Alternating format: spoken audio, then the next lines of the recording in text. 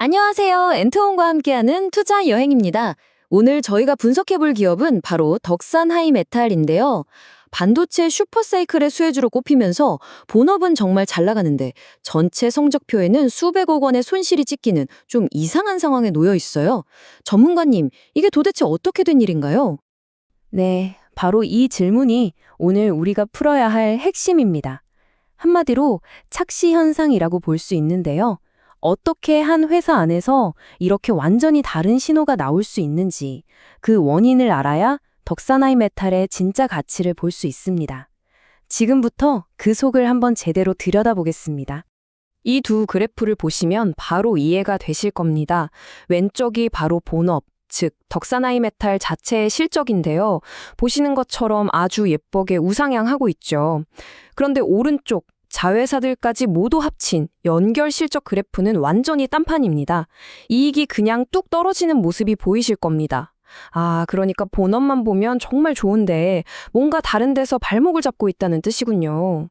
네, 맞습니다. 그래서 오늘 이 복잡한 상황을 제대로 파악하기 위해서 저희가 이 5가지 순서대로 하나씩 짚어보려고 합니다. 회사의 두 얼굴을 숫자로 먼저 확인하고요. 잘 나가는 본업과 부진한 자회사 이야기를 차례로 들어보겠습니다. 그리고 나서 왜 애널리스트들은 긍정적으로 보는지, 마지막으로 투자자로서 뭘 체크해야 할지 정리해드릴게요. 자, 그럼 첫 번째 순서, 덕산 하이메탈의 두 얼굴입니다. 방금 그래프로 본 그 엄청난 차이를 이번에는 구체적인 숫자로 한번 확인해보죠. 네, 증권사에서 내놓은 2025년 전망치를 보면 이 차이가 정말 극명하게 드러납니다. 본업만 따지면요, 영업이익이 153억 원으로 예상되어 아주 훌륭하죠? 하지만 자회사를 포함한 연결 기준으로는 무려 920억 원의 순손실을 기록할 걸로 보입니다. 153억 흑자랑 920억 적자라니 정말 믿기 힘든 숫자 차이네요. 그러니까요. 이 엄청난 괴리의 원인을 알려면 우선 이렇게 잘 나간다는 본업부터 제대로 살펴봐야겠죠. 솔더볼의 황제라고 불린다면서요, 전문가님? 네, 맞습니다. 그 별명의 이유를 알려면 먼저 솔더볼이 뭔지 알아야 하는데요. 아주 작은 금속 구슬입니다. 쉽게 말해서 반도체 칩이랑 전자회로 기판을 딱 붙여서 전기가 통하게 해주는 초소형 접착제 같은 거라고 생각하시면 됩니다. 이게 없으면 첨단 반도체는 그냥 돌멩이나 다름없습니다. 화면에 보이는 것처럼 정말 작죠? 특히 요즘 AI 반도체에 꼭 필요한 FCBGA 기판에는요, 머리카락보다도 훨씬 얇은 마이크로 솔더불, 즉 MSB가 들어가는데요. 바로 이 분야에서 덕산 하이메탈이 거의 독보적인 기술력을 가지고 있습니다. 80%요?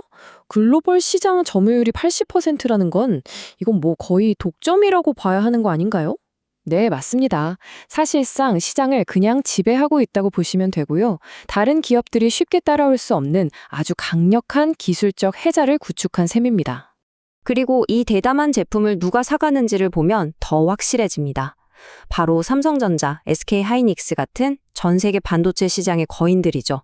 한마디로 지금 불고 있는 AI 슈퍼사이클의 수혜를 가장 앞에서 직접적으로 받고 있는 회사라고 할 수 있습니다. 본업은 정말 이렇게 탄탄한데 그럼 대체 어디서 그렇게 큰 손실이 나고 있는 건지 정말 궁금해지네요.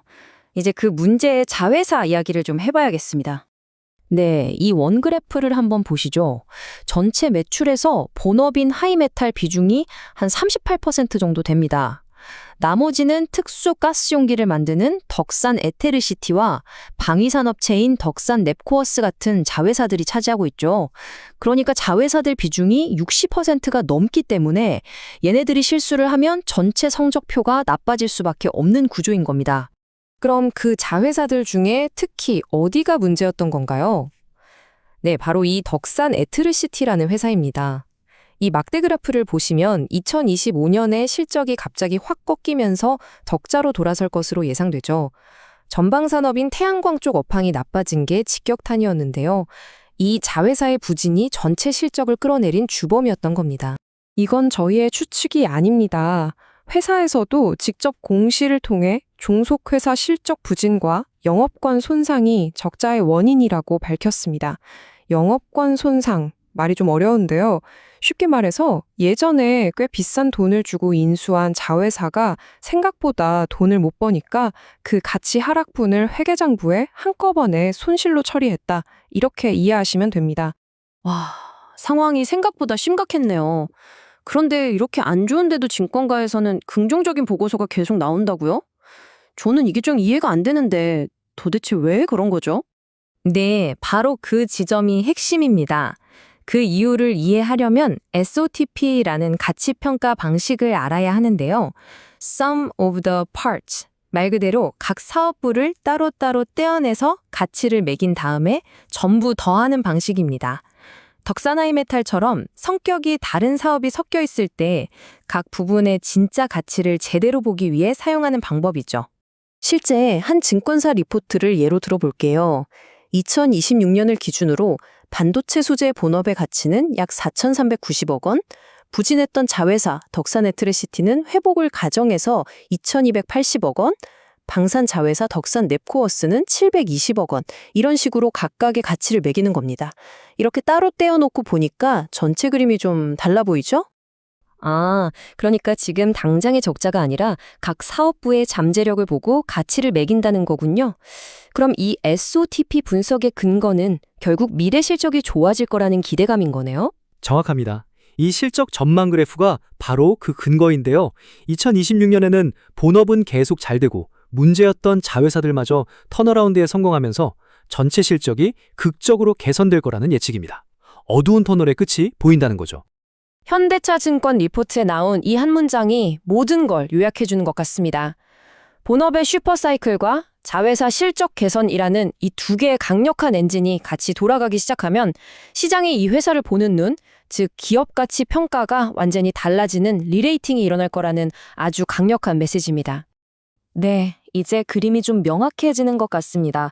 그렇다면 이 긍정적인 시나리오가 정말 현실이 될지 투자자 입장에서는 어떤 점들을 계속해서 지켜봐야 할까요? 네, 크게 네 가지를 기억하시면 됩니다. 첫째, 본업의 엔진인 마이크로 솔더볼 수요가 계속해서 강하게 유지되는가. 둘째, 아픈 손가락이었던 덕산 에트리시티가 실제로 회복하는 모습을 보여주는가. 셋째, 애널리스트들의 장밋빛 전망이 정말 실제 숫자로 증명되는가. 그리고 마지막으로 시장 참여자들이 이 따로또 가치 평가하는 SOTP 논리에 동의해서 주가를 움직여주는가. 이 네 가지를 계속 추적 관찰하셔야 합니다. 네, 정리하면 결국 덕산하이메탈의 미래는 이 질문에 달려 있겠네요. 압도적인 본업의 성장을 이어가면서 동시에 부진했던 자회사의 극적인 반전까지 이끌어낼 수 있을 것인가? 이 어려운 과제를 해결했을 때 비로소 회사는 진짜 가치를 평가받게 될 겁니다.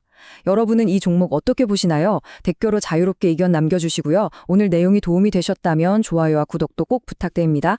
투자의 최종 판단은 여러분의 몫이라는 점 항상 기억해주세요. 감사합니다.